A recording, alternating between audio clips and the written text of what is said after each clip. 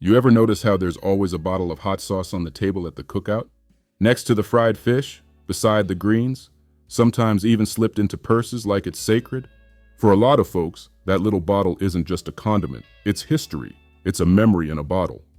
Scope News presents a deep dive. We're going to uncover the buried truth of why Black folks love hot sauce. Because it's not just about taste, it's way deeper about has a recipe of trauma, preservation, and a spicy form of rebellion that stretches all the way back to slavery.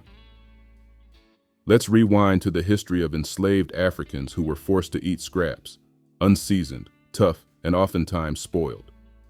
To survive, they didn't just need strength, they needed strategy. And that strategy came in the form of flavor.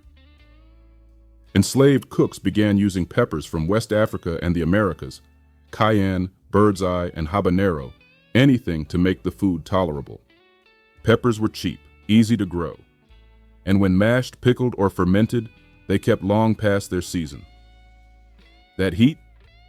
It wasn't just about spice. It was about preserving food in the sweltering southern sun. A way to add flavor where there was none. A way to hold on to culture in a place designed to erase it. In Louisiana, enslaved Creoles and African Americans began using piment rouge, red pepper mash, blended with vinegar and salt. It wasn't long before this recipe evolved into something bottled and branded. And that's when the whitewashing began. In 1868, just 5 years after slavery was legally abolished, white businessman Edmund McIlhenny created what would become Tabasco sauce on Avery Island, land that once used slave labor to farm sugarcane. He took the pepper preservation techniques perfected by Black hands and turned them into a global empire. But you won't find those Black hands on the bottle. You won't hear their names. Just another case of white profit off of Black pain. Meanwhile, Black families across the South kept their own pepper sauces in mason jars.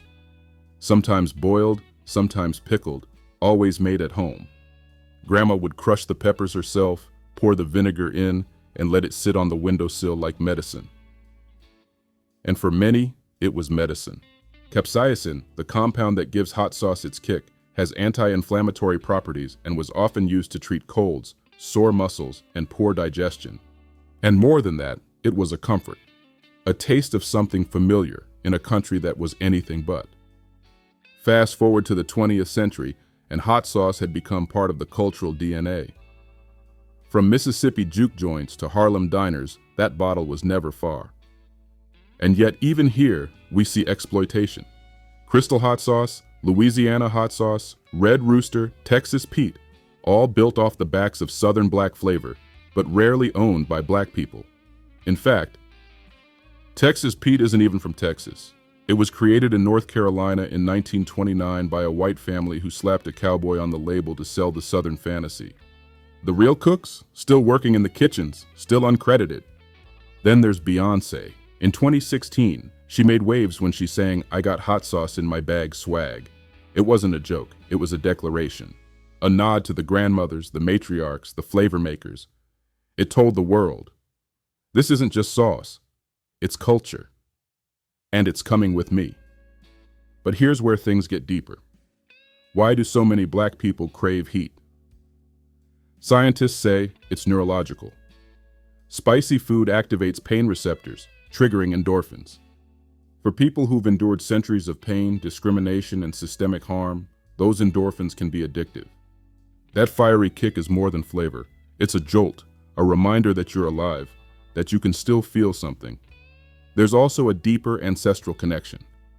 In West African cuisine, okra, stews, rice dishes, hot pepper is central.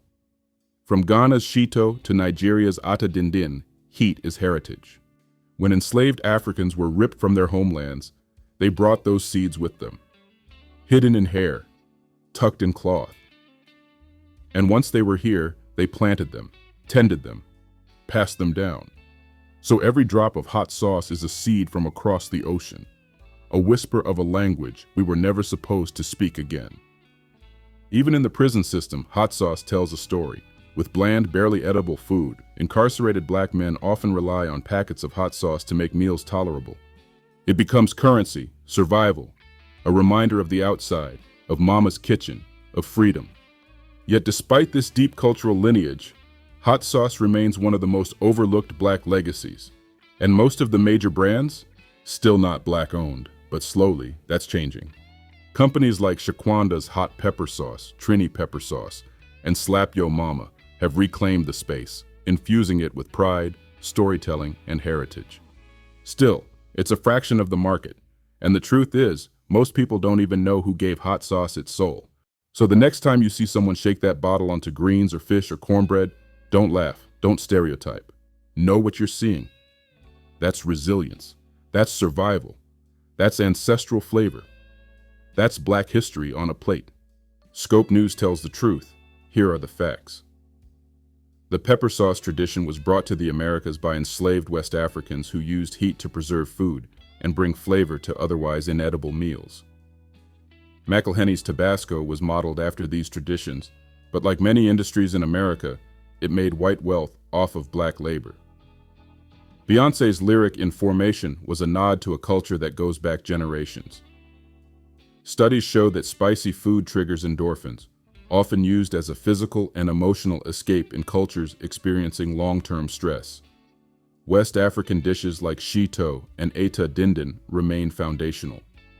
And to this day, Black ownership in the hot sauce industry is rare, despite Black influence being everywhere on the shelves.